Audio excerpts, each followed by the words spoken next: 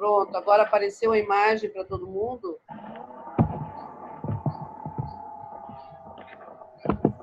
Alguém me responde aí no chat. Eu acredito que sim, né, gente? Ninguém está respondendo, por favor. Alguém me diz aí, eu estou ouvindo o som de alguém aí.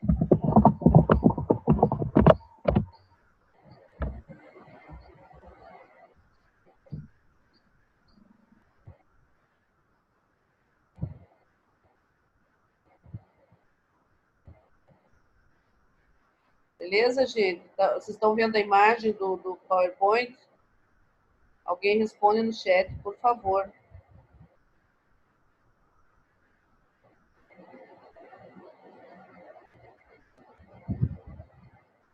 Então tá, então vamos começar. Então tá aqui, rapidamente, tá, gente? Porque eu parei nisso semana passada.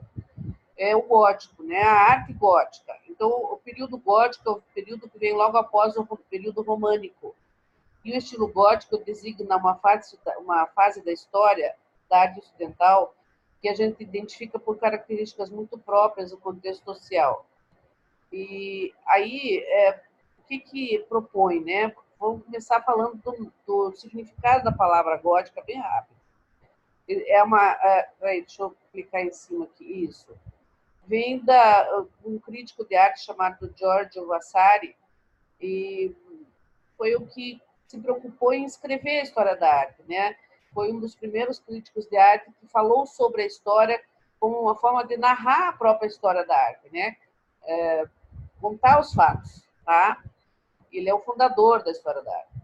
E aos olhos desse autor e dos seus contemporâneos, a arte da Idade Média, especialmente no campo da arquitetura, é o oposto da perfeição. Então, quando surge a arte gótica, as pessoas vão ter uma reação negativa com relação a ela, porque toda a arte produzida até esse período era baseada no arco pleno. O que é o arco pleno? Aquele arco, metade de uma circunferência, ou seja, um arco de 180 graus, redondinho, tá? E aí eles vão vir com um arco um outro formato, tá? E aí a ideia é ser pejorativo, ou seja, falar da arte, desse estilo, de uma forma negativa. Por quê? Por conta da não aceitação daquilo que é o novo, tá, gente? Então, o arco, ao invés de ser redondo, né, ele vai ser o arco ogival, tá, gente? O que é ogival? Em forma de ogiva, ou seja, ele vai fazer uma ponta lá em cima. Eu já vou mostrar a imagem para vocês, e aí vocês vão compreender melhor. A palavra gótico, o termo, né, ela vem de godo, de vândalo, são os antigos povos germânicos que eram os bárbaros, tá? Que eram os godos, visigodos e ostrogodos. Tá escrito aqui no texto. Tá? Então, só para aqueles que não viram a aula, rapidamente essa recapitulada. Aqui tem, então, uma estrutura da catedral gótica. Então, vocês vejam, estou percebendo aqui o formato do arco, ele não é mais redondinho, não é o chamado arco pleno, que até o românico esteve sempre muito forte. Vai ser o arco em forma de ogiva.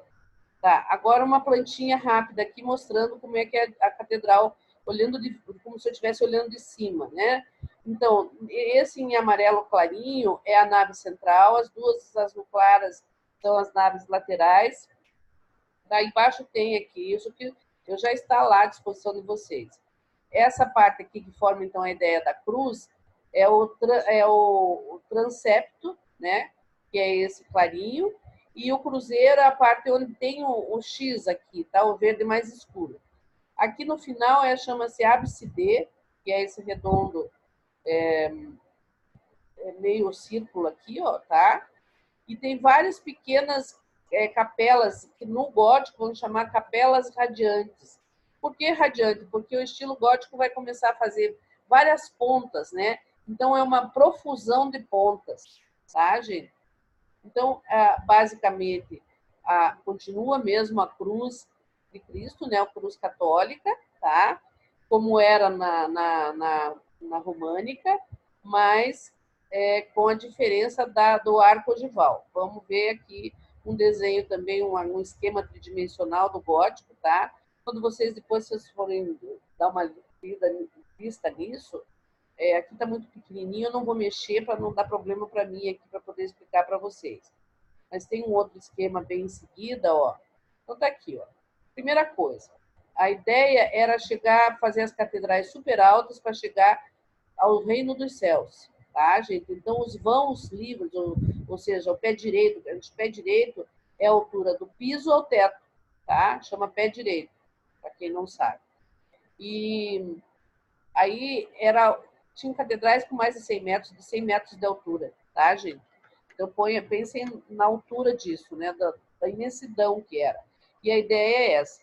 Então, aqui, gente, as partes de uma catedral. A nave central, então isso aqui é um corte da catedral, tá? Das catedrais góticas. Vendo ela no sentido vertical, como é que ela seria. Então, aqui, a nave central, as duas naves laterais. Aqui vai ter, nessa parte, é o deambulatório, então as pessoas tinham que entrar pela lateral. E elas iam até o fundo para visitar todas as capelas radiantes que estão na absidê lá no fundo. Eu acabei de explicar para vocês aqui, ó. Isso aqui é a absidê, essa parte semicircular. E essa coisa aqui, fazendo esses triângulos, é que são as capelas radiantes, tá? Então, voltando aqui para o esquema, é isso que eu estou mostrando para vocês. Aí, isso aqui, ó, é o contraforte, junto tem uma grande coluna, né? Que vai dar todo o suporte para as paredes, né? Então o contraforte dá essa sustentação.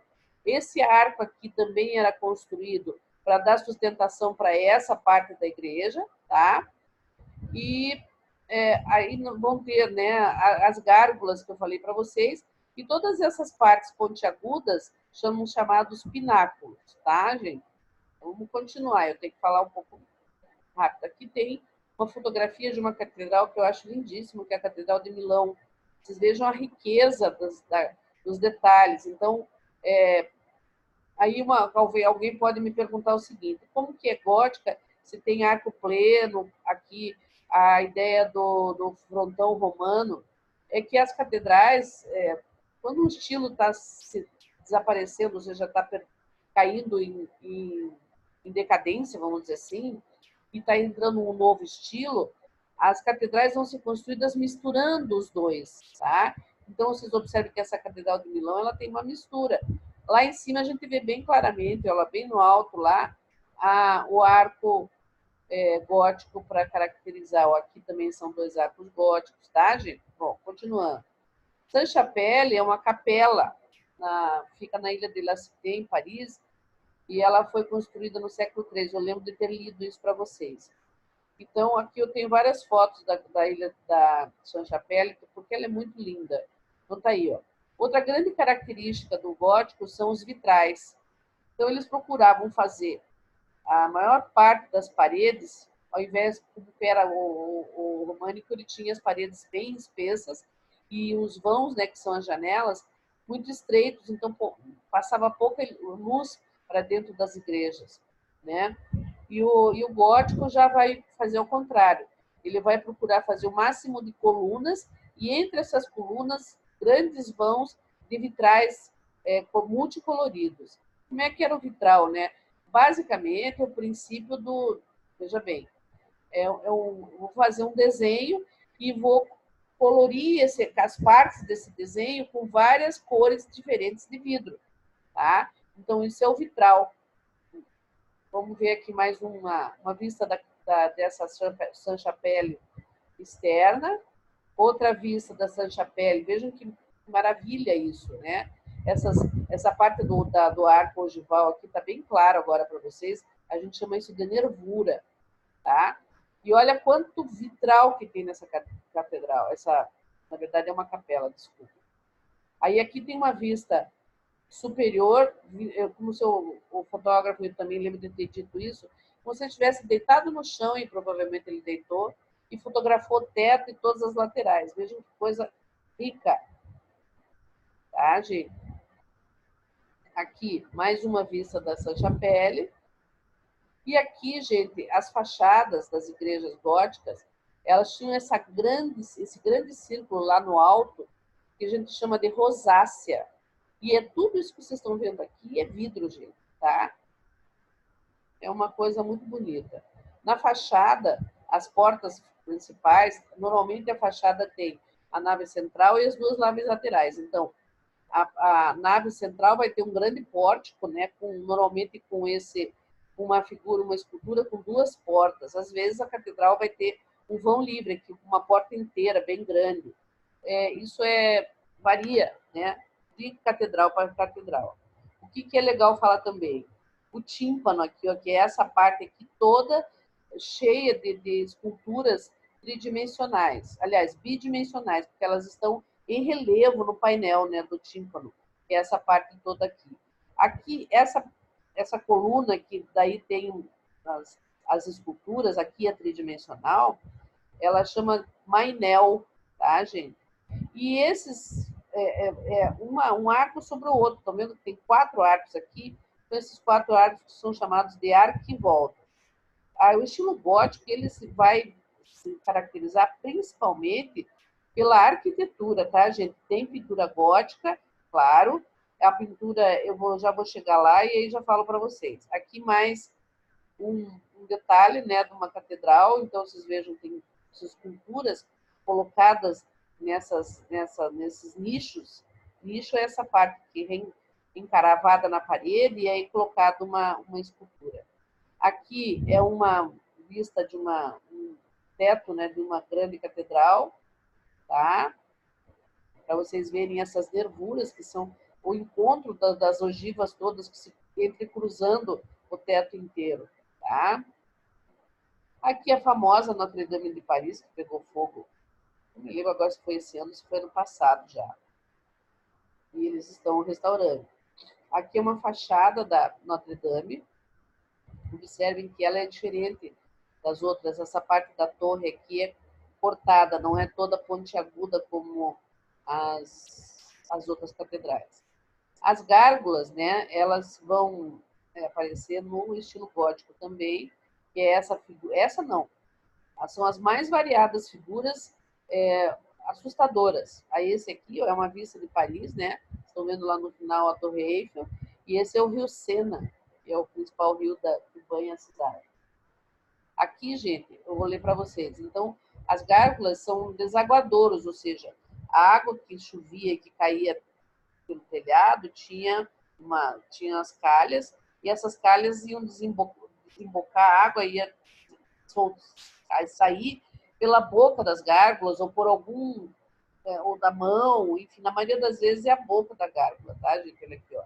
Mais uma gárgula, essa é a de Notre-Dame, então aqui vai ter uma tubulação aqui dentro que vai escorrer água aqui pela boca desse animal. Aqui, ó, essa aqui é a Catedral de Rouen. E o gótico, gente, ele começa basicamente na França, mas ele vai se difundindo pela Europa inteira. E aí, uma coisa importante para dizer a vocês que agora começa a gente se preocupar com isso. O estilo gótico, basicamente, é o arco que caracteriza. Estão vendo aqui, ó, a fachada dessa de Rouen? Como é que fala? A porta principal com as duas portas laterais, certo? Com as torres, né? E lá em cima a rosácea, que eu falei para vocês. Então, o que vai acontecer? Em função da cultura, porque nesse período já começam os países a aparecer, os países que nós conhecemos hoje. Então, vai se organizar a Itália enquanto país, gradualmente, tá, gente? Isso é muito vagaroso, mas a França vai ter, né? Então, começa na França o gótico e se irradia por toda a Europa, e cada país vai ter uma característica em função do quê? Da cultura do próprio povo. Então, vocês vão ver, essa aqui é uma catedral francesa. Aqui, essa de Milão, que eu acho muito linda, é italiana. Aqui é uma inglesa. Então, são parecidos, é óbvio, mas eles têm algumas características que são a representação da cultura de cada povo, tá? Da forma de viver. Tá, gente? Então, É isso que eu queria mostrar para vocês sobre o gótico, que eu queria recapitular para a gente entrar, então, no Renascimento. Tá? Então, hoje a gente viu essa parte do gótico, nós vamos ver o Renascimento e a gente fecha, e aí eu vou fazer na próxima semana, nesse mesmo horário, novamente, dando continuidade. Eu vou falar, eu acho que aqui eu tenho sim o Barroco. Se der tempo, a gente fala do Barroco. Então, vamos lá. O que é a arte renascentista, né? Aí tem 3 expressões que representam a mesma... Vou tomar uma licença, tá, gente? Então, renascimento, renascença ou renascentismo são os termos usados para identificar o período da história da Europa, aproximadamente, vejam bem, fins do século XIII e até meados do século XVII. E essas datações ainda são muito... não são definitivas. Então, cada autor ele vai criar uma datação em função do entendimento dele, da evolução da história, tá, gente? Então, o que vai marcar realmente o período renascentista, ou o período do Renascimento? O final da Idade Média e o início da Idade Moderna. Então, eu tenho que falar alguma coisa um pouco sobre as situações das cidades, para vocês compreenderem também como é que era o comportamento, né, da sociedade. O que aconteceu nesse período transitório daí do Renascimento para o Barroco? Eu tenho para a gente se situar. Lá no Gótico, as pessoas viviam nas cidades. Tá? Por quê? Porque nesse período o rei ainda tinha poder econômico e aí ele reinava. Porém, gradualmente isso vai se modificando. Por quê? Vão surgir os senhores feudais, que é o período do feudalismo, onde a igreja se une com os senhores feudais, porque a igreja, gente, infelizmente, ela sempre procurou influenciar, claro, os seus fiéis, mas ela queria ter o poder. E para se ter poder, é necessário se ter dinheiro. Então, a igreja se alia aos senhores feudais. Quem são os senhores feudais? Toma uma água. São os senhores donos das grandes extensões de terra. São os latifundiários. Que aí, feudo quer dizer o quê?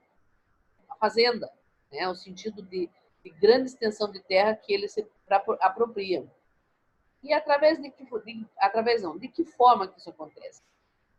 De pequenas guerrilhas, guerras, e eles vão dominando grandes extensões de terra e vão se apropriando dessas grandes extensões de terra, né? Então, é o feudalismo. E aí, nesse período, as pessoas começam, o rei começa a não ter mais poder, porque eles cobram.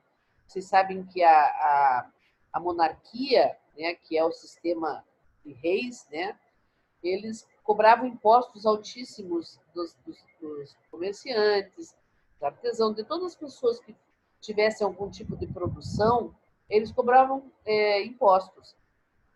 Isso aí, gente, imposto aqui no Brasil não é novidade nenhuma. Cobrar impostos foi uma grande característica dos reis desses períodos todos aí. Então, o que a gente vai ver também? O período tá, deixa eu terminar o meu raciocínio. Deixa eu baixar aqui esse negócio, não vai me incomodar. Desculpem, gente. O celular aqui fazendo barulhinho é ruim. Então, vejam bem, essas pessoas, esses comerciantes, as pessoas, os cidadãos comuns, começam a sair das cidades e ir viver para trabalhar nos feudos. Então, vão fazer mão de obra para os senhores feudais. Não esquecendo de falar um outro detalhe importante. Quando Roma é invadida pelos bárbaros, há uma dominação. Então, vejam bem, os romanos tiveram, durante mais de 1.500 anos, domínio sobre toda a Europa. E eles, quando Roma é invadida e é realmente dominada pelos bárbaros, durante um período longo, o que vai acontecer? Toda aquela evolução em termos de arquitetura, de higiene, de princípios básicos, né? Ela desaparece por causa da dominação bárbara, tá, gente?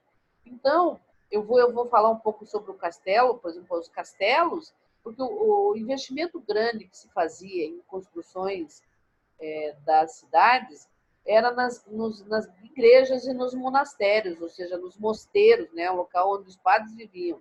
Normalmente, junto à catedral tinha um monastério, ou tinha próximo disso. Então, é onde vai haver um grande investimento de capital. E aí é por isso que a gente tem maravilhosos exemplares das igrejas de cada período. Tá? Então, esse povo que vivia nas cidades começa a sair das cidades e se deslocar para os feudos.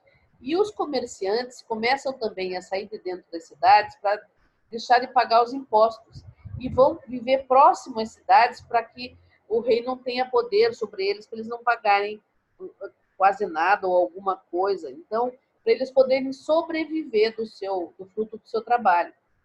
E aí, essas pessoas que vão morar próximo das cidades vão fundar uns vilarejos chamados burgos, que vai originar uma classe social chamada burguesia.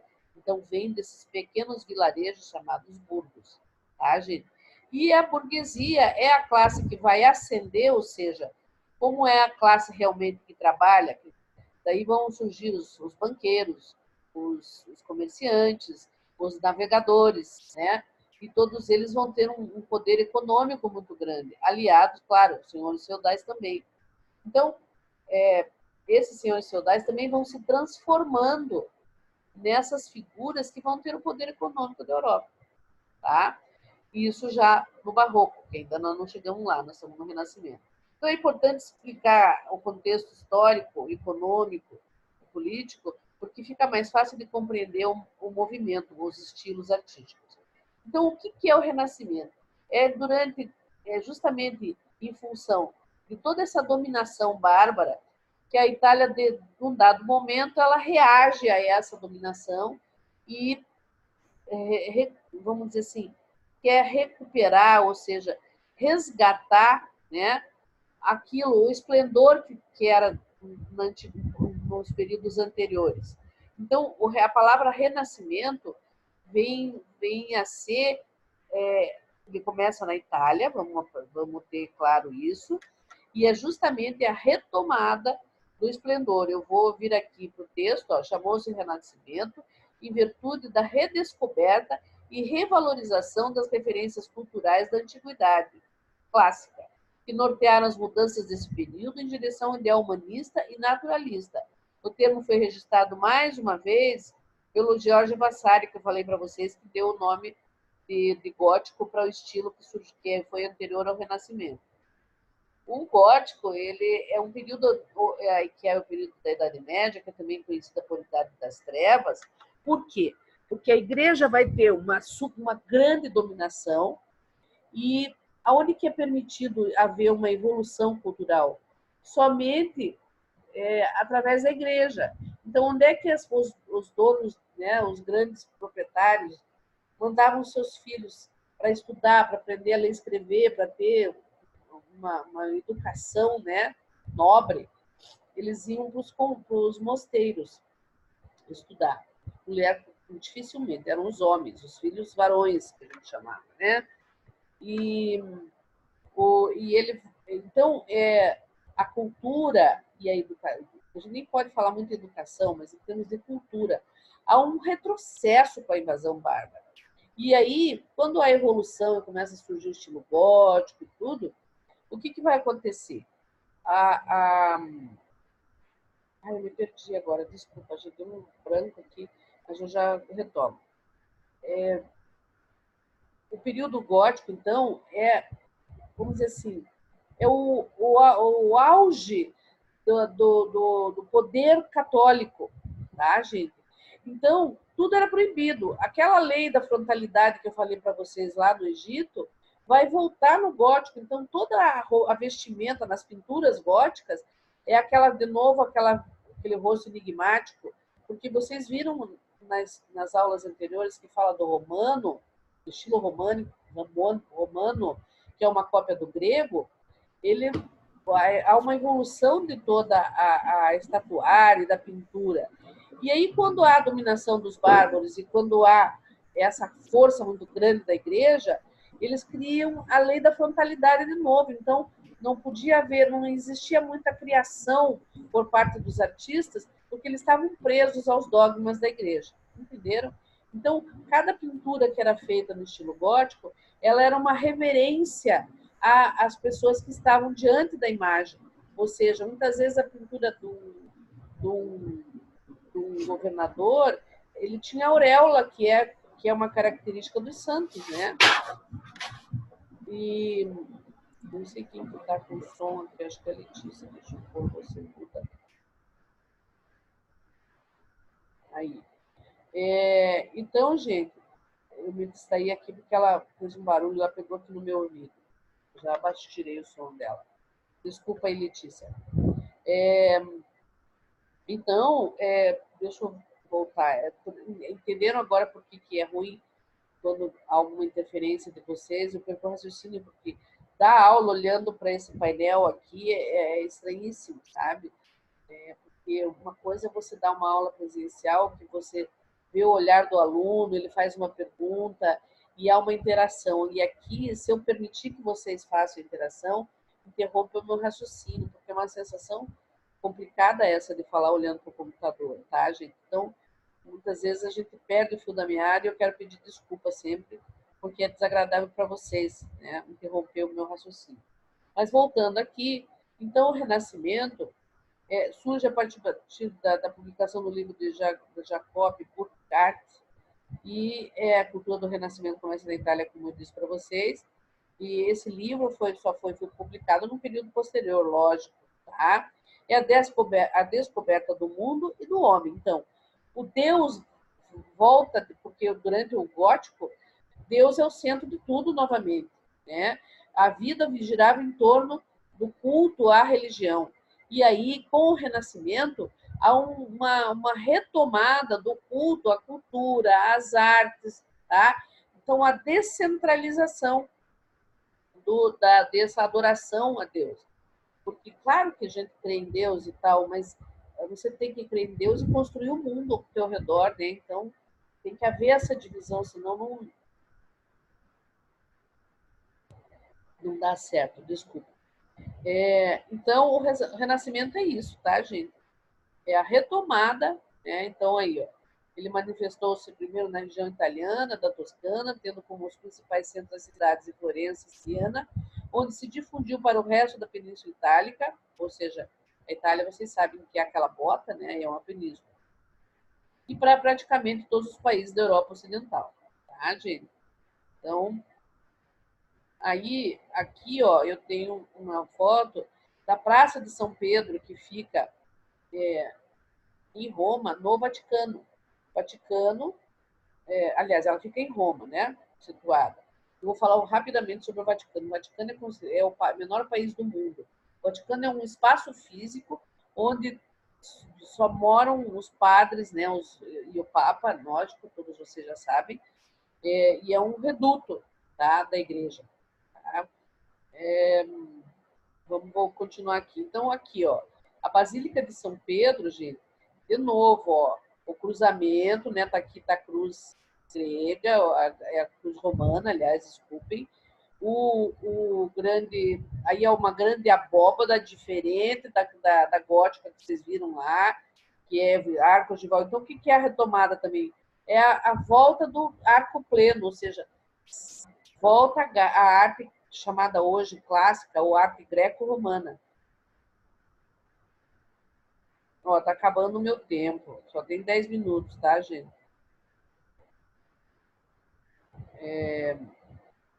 Aqui, ó, vou rapidamente falar aqui mais uma vista da fachada da Basílica de São Pedro. E uma catedral de Florença. Brunelleschi foi um arquiteto italiano que projetou essa igreja com essa grande, essa cúpula aqui, essa coisa aqui arredondada chamada cúpula, tá, das igrejas. Esse arquiteto fez várias construções, foi autor de várias construções, e essa aí é uma das mais famosas. Aí vem a pintura do Renascimento, né? O Sandro Botticelli, que faz... Então, como é que era a pintura? Aí agora a gente começa a ver a pintura. Ainda o tema é religioso, tá, gente? O barroco é que vai começando a descentralizar do tema religioso. Então, o que é importante perceber? As pinturas gregas sempre estão a ideia de perspectiva, de ideia de profundidade, tá? E a ideia da composição, onde há uma harmonia com toda a influência greco-romana, tá, gente?